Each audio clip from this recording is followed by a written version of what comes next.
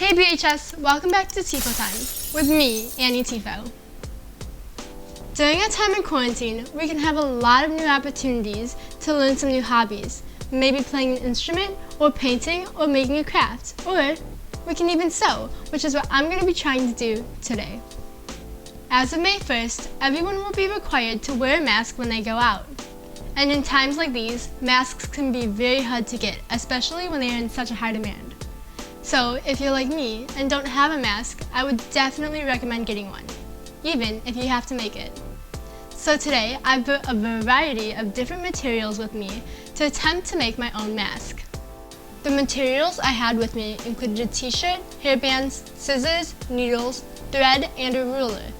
First, I laid out my t-shirt to measure where I wanted to cut.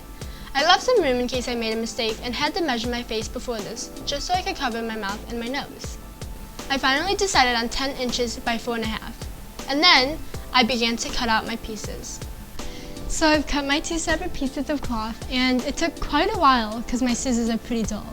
But now all I have to do is sew them together. I have some black thread that I just found lying around, and a needle. It's bent, but it will do.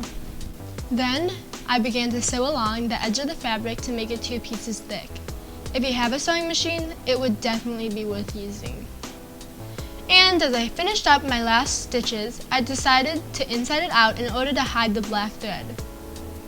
Here I finished up my square and was able to sew it up where I insided it out. So my next and final step was to sew on 2 hairbands so I could put the mask on. I wrapped the cloth around the hairband and sewed along that cloth. So now all I have to do is go through the same process of threading the needle and sewing the sides. Luckily, I don't have to sew all 4 sides, even though sewing all 4 sides didn't even take that long.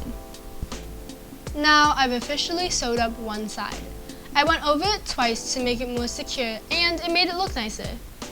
So finally, all I have to do is set up the next hairband and repeat. So with that last hairband, I finally finished making my mask. This whole process probably only took me an hour to an hour and a half, but I could see myself doing it in 30 minutes again. If you don't have a mask, or somebody in your household doesn't have a mask, I would definitely recommend making one. And if you really enjoy making masks, you can always make some to donate.